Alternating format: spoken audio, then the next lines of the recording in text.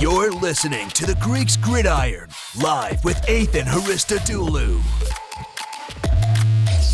What's up, everyone, and welcome back to more of the Greeks Gridiron. I'm Ethan Haristodoulou, and today, on this August 29th, 2022, we are talking our 32 takeaways from Week 3 of the NFL's preseason. The next game of football that is played is actually going to matter. We have the Bills and the Rams kicking off the season on Thursday Night Football.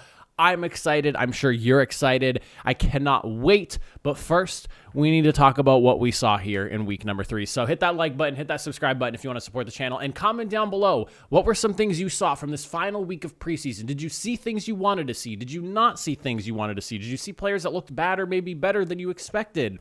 Let me know. I'd love to hear your guys' takeaways as well on top of mine. So we'll dive through. No particular order on the list. I'm just going to start ripping through the games. I'm going to try to keep my points on each team to somewhere around like 30 seconds or so. We'll see. I've run a little bit long. That's the format I was trying for, but sometimes I have more to say than I expected to. Starting with the Green Bay Packers. I really do feel bad for Jordan Love. The whole situation he's in is not great. Traded up for and taken too early. Aaron Rodgers then stepping in and winning back-to-back MVPs. Danny Etling was putting on a performance during their preseason game this past, Friday, Thursday, whenever they played. I really feel bad for Jordan Love. He's in such an awkward situation, and I feel like expectations are put so high on him because of the fact he was traded up for, and it's not really his fault. He's had some ups and downs here and there. I would say maybe a few more downs than ups, but it's just an awful scenario to see play out over there in Green Bay. For the Kansas City Chiefs, running back depth over there in KC looks really strong. Probably the strongest it's been since Patrick Mahomes took over the team, and that's really exciting. Clyde Edwards-Helaire, Ronald Jones, and Isaiah Pacheco, look like they're going to be a serious threat out of the backfield, and that's just going to create more headaches for every single of the other 31 defenses that they end up running into going forward. And as if the team already wasn't stressful enough, now they're really focusing on spreading the ball out. You're getting a group of running backs who can clearly play. I mean, if you look at Pacheco, 10 carries, 52 yards. Ronald Jones had 8 carries for 43. It's getting a little bit ridiculous, the amount of weapons that are starting to pop up over there in Kansas City. Good luck to people trying to defend this offense. It seems like they're not really having any trouble spreading the ball around, and now you have Pacheco who's stepping in there, and Ronald Jones, who has been a very capable back throughout his career, stepping in there as well. A lot of headaches for anyone that's playing defense against KC. For the 49ers, despite a goose egg on the scoreboard in their preseason game against the Texans, there was some positives to look at. I really love the defensive front over there in San Francisco. When I think of teams that just know how to put together a good defensive line and front seven altogether, 49ers rank at the top of that list. If not, they're within the top 3 at the very least. They had 7 tackles for losses altogether, 3 quarterback hits, 3 sacks. They did an excellent job creating pressure, despite the fact that, again, offense didn't really do much and didn't really help them out too much, but I love the pressure that I was getting from the defensive front over there in San Francisco. The Houston Texans, Marlon Mack, man, I'm a Colts fan, so I love Marlon Mack. It's really unfortunate how he went down with injury, and then Jonathan Taylor emerged and ended up being the guy that steals his job. It is what it is. It's the business of the NFL, but I like Marlon Mack, and I'm really rooting for him to do well over in Houston and wherever else he ends up going, should he end up not sticking around in there. But I mean, 6-year vet. He came in the league really young. He was 20 years old, so he's been in the league 6 years. He's only 26 though, so if he can bounce back from his injury that that ended his season, or he came back from last season, 10 carries, 55 yards. He had a 24-yard scamper, and then rookie Dameon Pierce as well is looking like he's a legit running back number 1. You pair up those two guys together, and suddenly a team that is looking for skill players has a fortified backfield that you can kind of trust in, because again, you have experience and you have a rookie that's stepping in and looking really good out of the gate. For the Buffalo Bills, this one felt more like a game to just kind of look at like depth guys and things like that. It was not, obviously, Josh Allen and company was not out there really doing their thing, which, they've looked so good the first 2 weeks of the preseason. This was a game that, again, let's just see what we kind of have at the bottom of the roster. There wasn't anything too crazy that I really took away from the game in terms of what they were doing, but I will say, I want to shout out Matt Barkley for stepping in to do the punting job. He had that 53-yard punt that looked, it was ugly, but it bounced the right way. It pinned it. I can't believe that Matt Barkley was punting for the Buffalo Bills. I think it is just comical that was going on. But I just shout out to Matt Barkley, man. Respect where it's due to step in and do that. Obviously, Matt Araiza is now gone from the team. It'll be interesting to see what happens with the punting spot, because again, Matt Hack, they let him go. He signed to the Colts. They're bringing in people now to do tryouts and whatnot. But just a real interesting situation, I guess you could say, for Buffalo right now in terms of the punter's position. For the Panthers, very excited to see Baker Mayfield on this team and doing well. 9 of 15, he had 89 yards, 2 touchdowns as well. He looks really calm in the pocket. I mean, for all the flack that Baker Mayfield gets, I love Baker Mayfield's play style. I love the swagger he brings to the game. And so, the fact that he has gotten the amount of crap that he has gotten the last year, even though he was dealing with a crazy shoulder injury that he was trying to battle through and still be there for his Browns team, because that last year was supposed to be like the real coming out party for them. Like they have arrived at this point. They kind of had their showing last year, or the year prior, and then last year was supposed to be like the year for them to really make a push. And now obviously Baker Mayfield not even a part of the team anymore. So I really am excited for him. I know this wasn't the Bills' first team, but you saw him, doing his thing, dicing it up against the 2s, the 3s, the 4s, and that's what you want to see from Baker Mayfield. You don't want to see him struggling against those guys. You want to see him carving them up, and that's exactly what he did. For the Patriots, man, I am definitely not as high on them as I was coming into the preseason, at least offensively. I'm really liking what I'm seeing from the defense, but the offense does have a little bit of a sound the alarm type feel to them. The offensive line specifically, struggling against 2s and 3s concerns me fairly significantly, because I thought the offensive line was supposed to be a strength in New England, and it just has not really looked like that. Maybe it has to do with blocking schemes changing and things like that. I don't know, because they are trying to install this whole new type of offense and whatever. I'm curious to see what the Patriots end up doing, but I will say this. While the offense didn't light anything up, there were instances where they were moving the ball really well. When the rhythm is going well for them, and, Mac Jones is hitting his receivers, and, the offense just is clicking, things look really good over there in New England. I'm not going to sit here and act like New England looked completely awful in that game, because there was, the OPI call that called back Devontae Parker's touchdown. That was such a 50-50 call, in my opinion. I'm not going to sit here and sell on the Patriots completely. I still have some belief in them, and as Bill, always states, the preseason's an opportunity for him to look at other players. It's not necessarily, what the team is going to look like, and I firmly believe in that. So we'll see what happens with New England's offense as we go into the season, but I'm not too worried, but I would say that I'm a little bit down on them as compared to where I was coming into the preseason. For the Raiders, I mean, I've got to give the pass rush so much credit in this. Again, it was not their starting group, but for them to come in and bring down Mac Jones a couple of times, I was watching the pocket collapse on multiple plays, forcing Mac Jones out of the pocket, and they did an excellent job there. Again, this is like their 2s and their 3s. This wasn't even their 1s, and they were giving the Patriots offensive line some problems during the passing game. So credit out to all those guys. I was really impressed with what I saw from them, and I mean, this is a big season for them. They're going to need it, especially from some of those depth guys. And I like I've said kind of all offseason, I do not forget. And I remember what Josh McDaniels' first stint as a head coach was like. Granted, this Raiders team is a very different team, but I need to see the proof in the pudding before I can sit here and buy on the Raiders as much as I'd like to, because, again, they have a crazy talented roster, but they do have Josh McDaniels coaching. I need to see the proof. But I like what I've seen so far this preseason. I will say I'm impressed. I'm starting to be more up on the Raiders than I was going into the preseason. I will say that.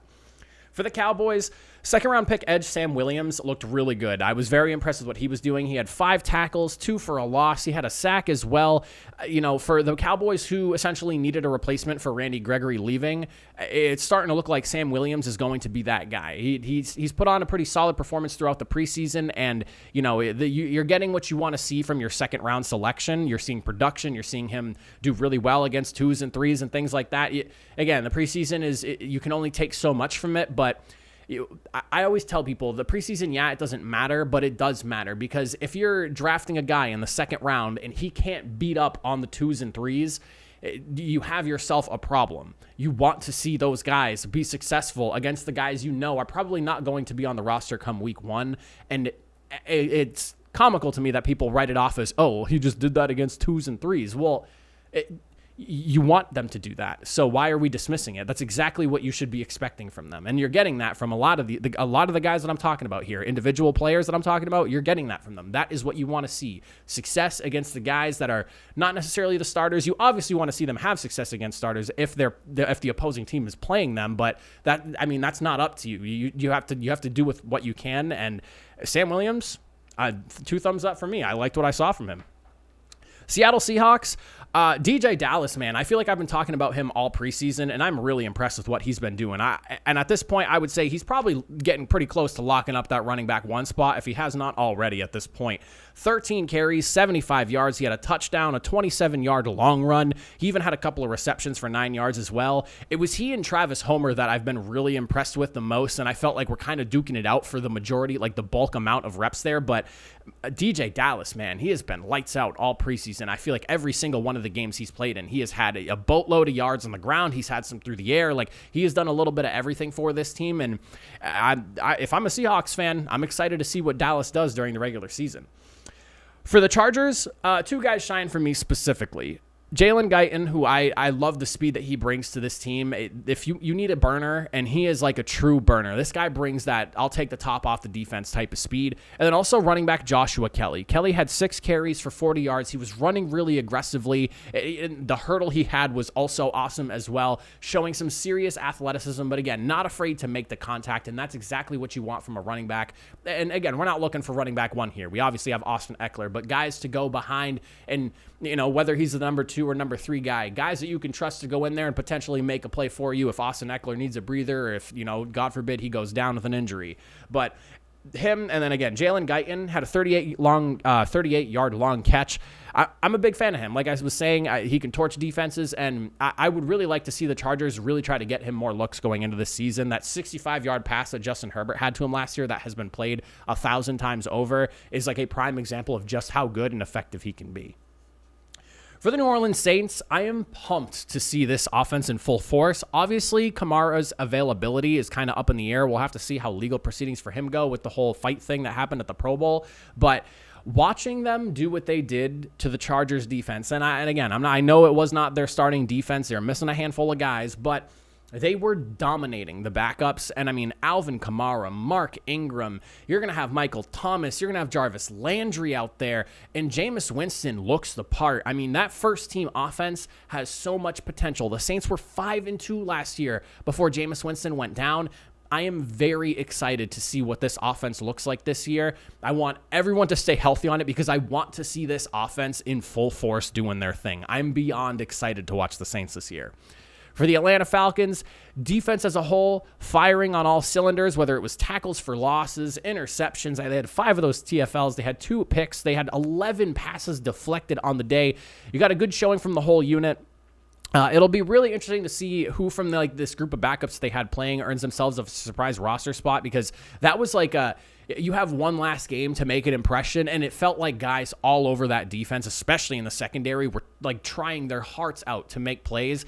And I would say that some of those 2s and 3s, or those 3s and 4s that are on the bubble right now, definitely put themselves in a situation where the Falcons might have to think twice about letting them go, which not as bad as that sounds, considering the Falcons are definitely looking for some defensive help and trying to fill some holes and some pieces and find, a diamond in the rough. But I was really impressed with a lot of what I was seeing from the Falcons D. Now, for the Jaguars, defensive end Deshaun Dixon had himself a really good showing. I really liked what I saw from him. He's an undrafted free agent, a guy fighting for that roster spot, trying to make a team. He had 8 tackles altogether, 2 for a loss. He had a sack as well.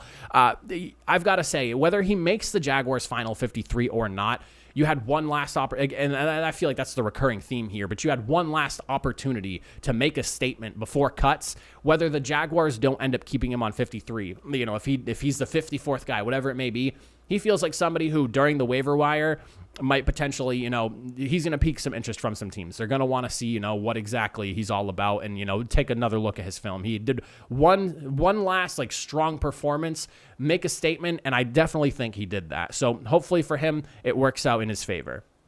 For the Rams, I've talked about him literally the whole preseason. I feel like he has been the star of the Rams preseason. Wide receiver Lance McCutcheon, dude. Again, he is wide receiver number 4 on this team. It's going to be Allen Robinson and Cooper Kupp. And then, of course, you have Van Jefferson. And then at that point, Lance McCutcheon needs to be getting looks because I would love to see how well he can play when he has Matthew Stafford throwing him the football. He was 5 of 8. He had 76 yards. He had a 32-yard long catch. I mean, we need to see more of him. We need to see more of him. There's so much talent on this Rams team, and for a guy like McCutcheon to really start to stand out now too, after there's I guess like not doubt, but the unknown of Odell Beckham Jr. and whether he does end up coming back or not. Seeing someone like Lance McCutcheon shine the way he has all preseason at least gives you a little more hope that you trust in your wide receivers and that, maybe if we don't bring back Odell, it won't be as big of a deal or as big of a loss. Obviously, I'm not comparing McCutcheon to Odell. That would be silly. But again, depth guys, you already have Allen Robinson and Cooper Kupp to be your 1 and 2 guys. You're looking for, the guys behind those. And McCutcheon, I definitely think fits that bill. For the Bengals, both the QBs looked really solid in this game. I'll be interested in seeing who ends up getting the quarterback 2-number job, or if the Bengals opt to go with 3 quarterbacks. I would be interested to see that as well. But Jake Browning was 19 of 24. He had 173 yards, a touchdown, a nice little 12-yard run as well. And then Brandon Allen went 11 of 15. He had 130 yards on top of that, a 3-yard scamper. But the quarterback 2 job is definitely, I would say, up in the air. They had a pretty solid competition going through the preseason. I really like Jake Browning, man. I mean, Brandon Allen's been around for a while, but I thought he looked really good, and I would not be shocked if he maybe gets like the upset over the veteran and gets that QB2 role. For the Commanders, Sam Howell, dude, awesome. That's all I really got to say about him. This dude's a gamer. The sack he escaped from before being taken down, I really wish he just threw the ball away after he escaped that first sack, because if he gets that ball away and throws it out, like that's a big plus play for you. But unfortunately, he was still trying to make a play. If he can just make a better decision there. Just get the ball, just get away from that sack and throw the ball away. Stop looking for a play at that point. Like, everything has all broken down. You should have been on the ground following that tackle and you weren't. Like, take what you can and throw the ball away. If he throws that ball away, like, that's a massive plus play for him, but he's a gamer, dude. 24 of 35. He had 280 yards, a touchdown. He had 8 carries for 62. I mean, the guy totaled, 342 total yards altogether. Super impressed with Sam Howell, man. I cannot praise that dude enough. He's looked awesome. For the Ravens, Demarcus Robinson, a team that is really trying to figure out their wide receiver room and feels like it's going to be a tight end heavy offense considering how good Isaiah Likely has looked so far in this preseason. To have a guy like Demarcus Robinson, a seasoned veteran, he's been in the league, I think, for like 6 or 7 years now at this point, hauling in a massive 67-yard touchdown pass, sold the fake slant so well, and then cut right up the field with the burners, and he was just gone. There was no one catching him there. I've got to say, aside from Bateman, I don't really know who is going to be the standout wide receivers for this team. And so to have a guy like Demarcus Robinson, at the end of the preseason, make a big splash play like that, really put the moves on the DBs, and it showed that he's still got some juice. Maybe a guy that makes the team. I don't know. Again, I don't really know who ends up being the wide receiver group locked in 100% for this team. So we'll see what happens, but a definitely impressive play nonetheless from Demarcus Robinson here in week 3. For the Dolphins, man, listen, I have not really been super high on the Dolphins. I've not been the biggest fan of Tua Tagovailoa. I will say I'm a little bit skeptical still, despite the performance that I just saw this past weekend. But I will say this. If the Dolphins' offense is anything like what we saw in that first drive consistently, the Dolphins are going to end up being a problem. That 56-yard pass that he had to Tyreek Hill was awesome, and I'm really excited to see just how creative Mike McDaniel is with this offense, but woefully impressed with what I saw from the Dolphins. For the Philadelphia Eagles, Huntley, glimmer of light in what was an otherwise tough loss for them, getting completely just smashed and blown out. He had 11 carries for 93 yards. He had a touchdown. He also had 4 catches for 22 yards as well. 67-yard touchdown. That was a really awesome effort, avoiding tackles, breaking away from contact 2 different times on the play. I mean, you want to talk about, again, making a statement here in week 3 of the preseason? I would definitely say he did that there. Super impressed with the way that run looked and just his overall play altogether. For Jacoby Brissett and the Browns, man, 13 of 23, 109 yards and an interception.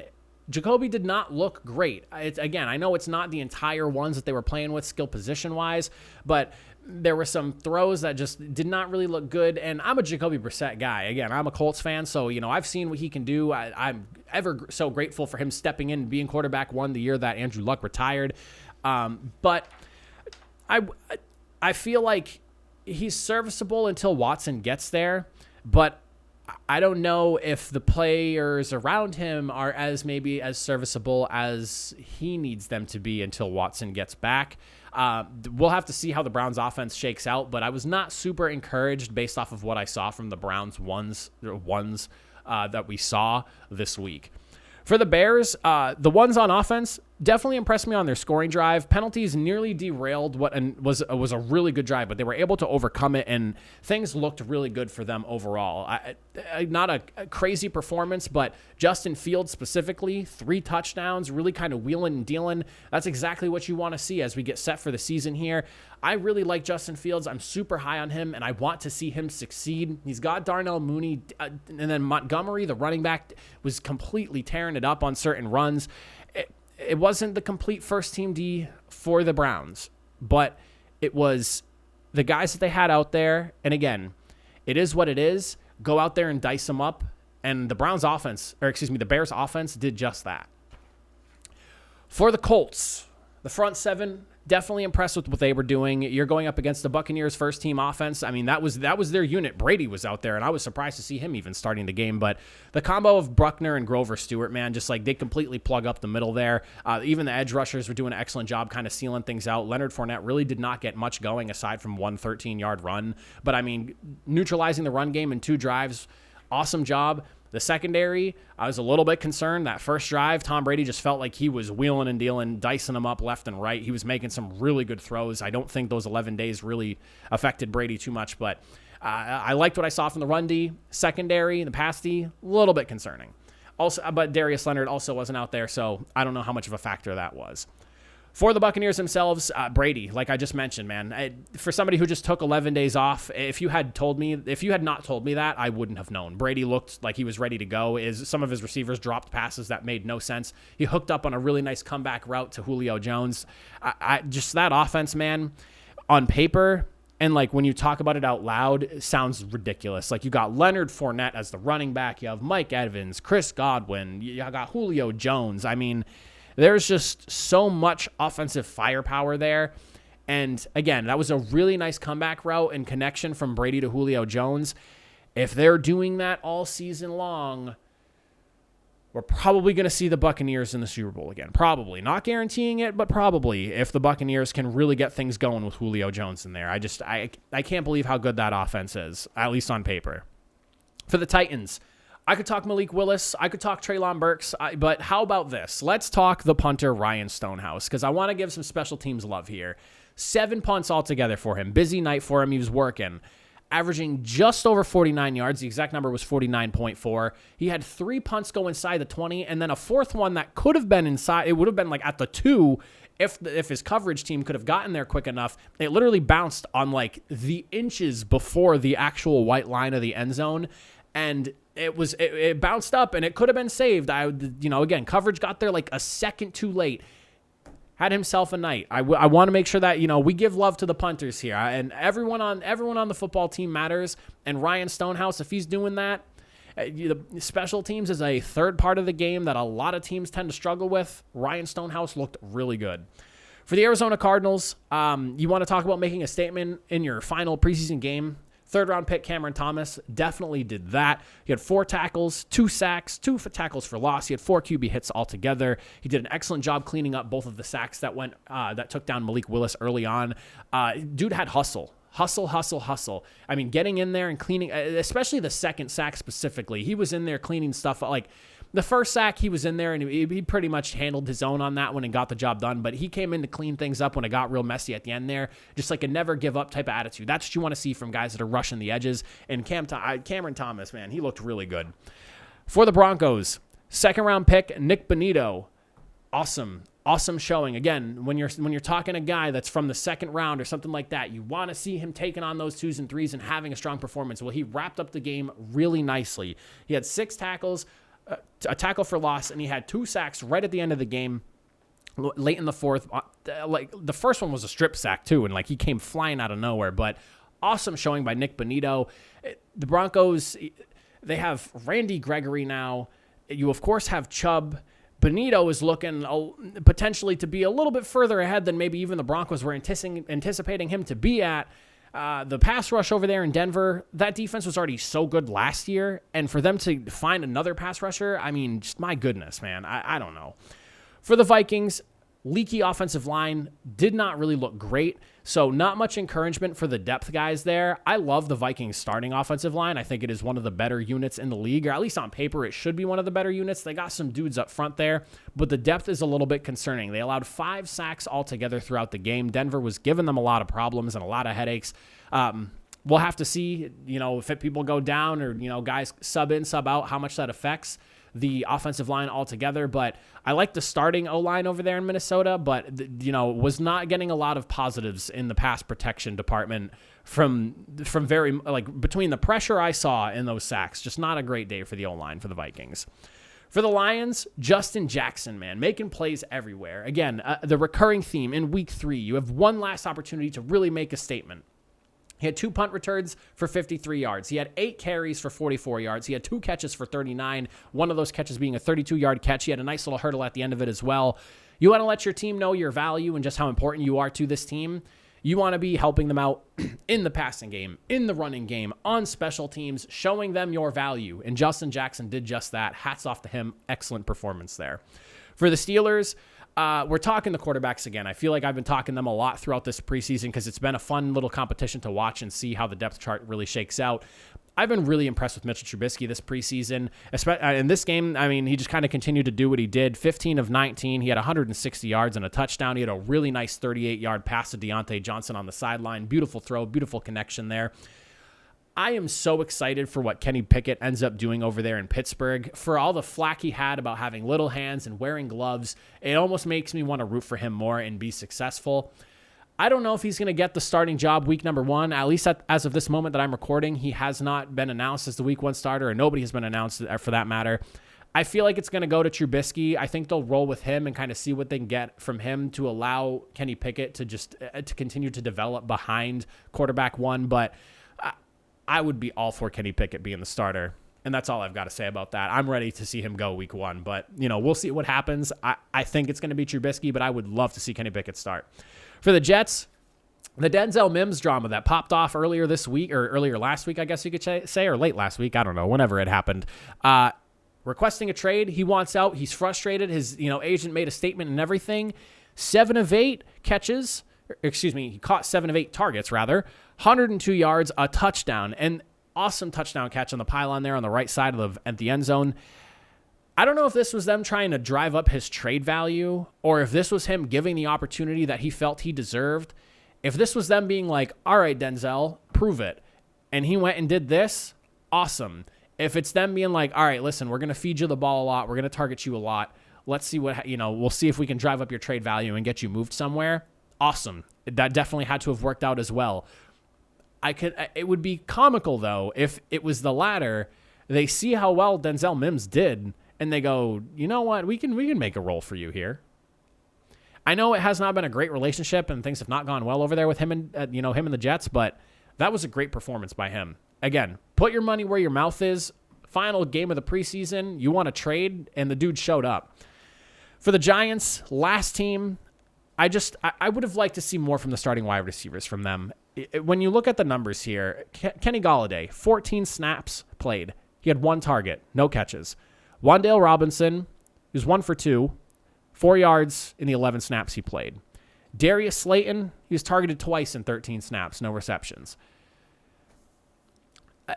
A wide receiver group that is also going to include Sterling Shepard, and Kadarius Toney as well. That's another one too. I mean, I don't want to necessarily say that like Darius Slayton and Wan'Dale Robinson are the ones, but they were the ones for this game per se. I just would have liked to see more from them. I feel like this is such a crowded wide receiver room, but also it's not giving me the production I want to see from it. And like Kenny Golladay was really great when he had Matthew Stafford throwing him the ball. I don't know what the hell happened since then, but I'm a little bit worried about the wide receiver room over there in New York for the Giants. We'll have to see what happens, but those are my takeaways. All 32 teams. I appreciate you all for watching. Thank you all for sticking around if you made it to the end of the video. I will see you guys next time. Have a good one.